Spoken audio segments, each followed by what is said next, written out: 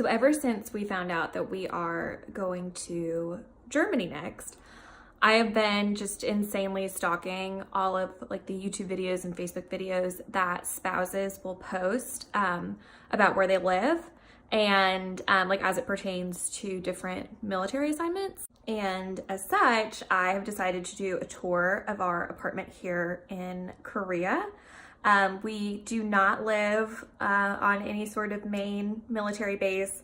In fact, most people who are stationed in Korea, well, I say most, but it really depends on the station that you're at. But in the area where we are, which is kind of close to Seoul, a lot of the people live off base because there just isn't enough on-post housing. So like I said, we do not live on any sort of military installation. This is not government housing. However, the majority of apartments here look very similar. And so if you are someone who is going to be stationed in Korea or you're moving to Korea to teach English or for another job, it's likely that this is kind of what your apartment would look like. So I'm going to walk you through it. All right, we are walking in. This is the entryway foyer area where we leave the shoes. A great thing about the apartments here is how much storage you have. So there are closets everywhere, which is so nice. Off of the right, we have the guest bathroom, and I have just taken it over to like do my makeup and hair and stuff, and then a bath shower, and didn't even bother to put a shower curtain on it because I use it exclusively for baths. So it's great. This is my little mini bathroom. So right here, next room over is the office. And when we initially were coming over, we were told to bring very little to Korea, very little furniture. And so we pretty much just brought our bedroom set and then, you know, like picture frames and some knickknacks and some kitchen stuff, and then a little rinky-dink table and chairs that you will see in a minute. And I think it's from Chris's very first apartment when he was a little baby second lieutenant. So anyway, everything in here that you're seeing is government issued, which means it's basically just given to you to be used during your time here in Korea, and then obviously we'll give it back when we leave. The exception would be this little Amazon bookshelves that were very cheap and look very cheap. So anyway, that's the office. You can see more storage and then built-ins, which is great. So next we're walking, and there's a big utility, like kind of like pantry closet in here. And if you've ever seen Friends and you've seen the episode where Monica has her hidden closet, her junk closet, this is mine. And I'm not going to show you what it looks like inside, but it's big. So next we have the guest bedroom. Again, government issued furniture. The little nightstand is ours, and obviously, you know, all linens and stuff. And weirdly enough, this, excuse the package, this room does not have any closets. So obviously, if, you know, it were more than, you know, more people than just Chris and myself living here, you know, obviously the next bedroom would be what is now the office, because there are closets. I believe this maybe was intended to be some sort of den or an office, but it works for us, so it doesn't matter. So in here is the kitchen, the dining area. I told you that table was on its very last leg. And then the living area. So like I said, we came over with very little, but once we got here and tried out the government furniture, you know, it's great for its intended use, which is to be temporary, but I just, you know, a year might not seem like that long, and it really isn't. And I am glad that we didn't bring any antiques or anything like that with us, because, you know, what we did bring with us. You know, it's okay if it gets roughened up in, you know, an overseas move. But anyway, I wanted some stuff to call our own, and so if you're ever wondering, places like Wayfair or Overstock, Pottery Barn, West Elm, Target, none of those places will deliver to us over here.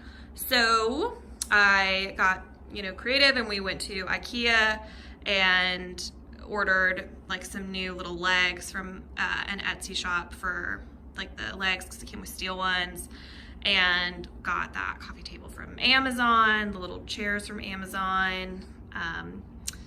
The rug is from IKEA, but I've had that I think since college. And the chairs we brought with us, because I think they're really cool. And then the dresser, that's the dresser that we brought, which is now acting as like a kind of a TV stand, because as you'll see when I show you our bedroom, there's no room for a dresser.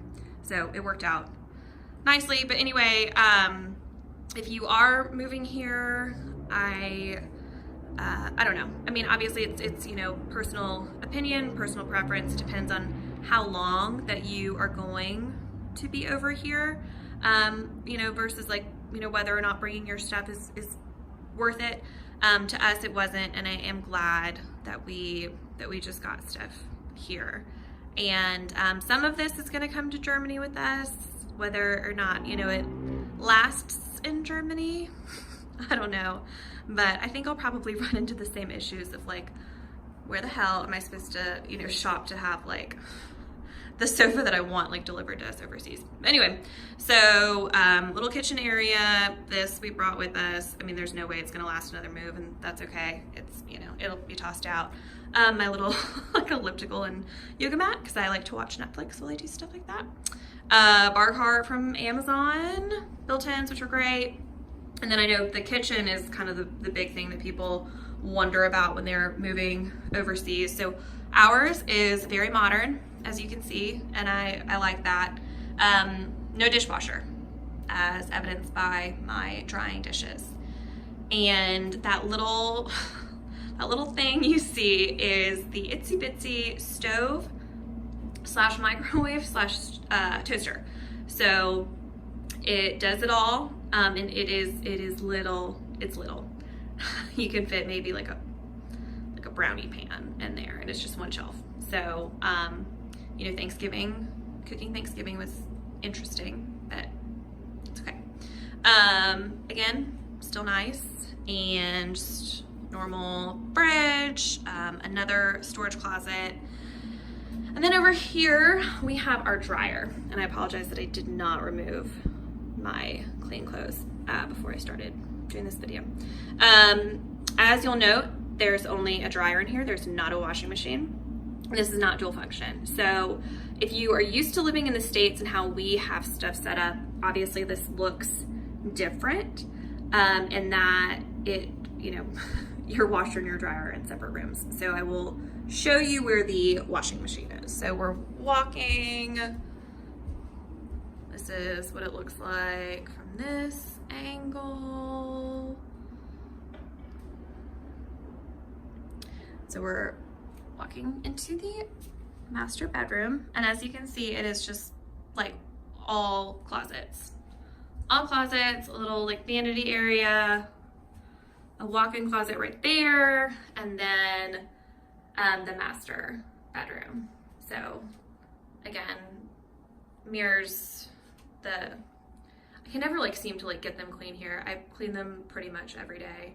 Same with the shower, and there's just like, there are like markings, and I don't think it's like the air. I don't know what it is, but it drives me absolutely batty. Anyway, so this is the bedroom setup, and as you can see, there's literally no room for a dresser, because the one wall that isn't closets or windows is where the door opens. So the dresser is in the living room. I guess the good news is that we don't need a dresser in here just because of all the closets and all of like the shelving that we have. So it works out. So here is where the washing machine is. washing machine is on a balcony,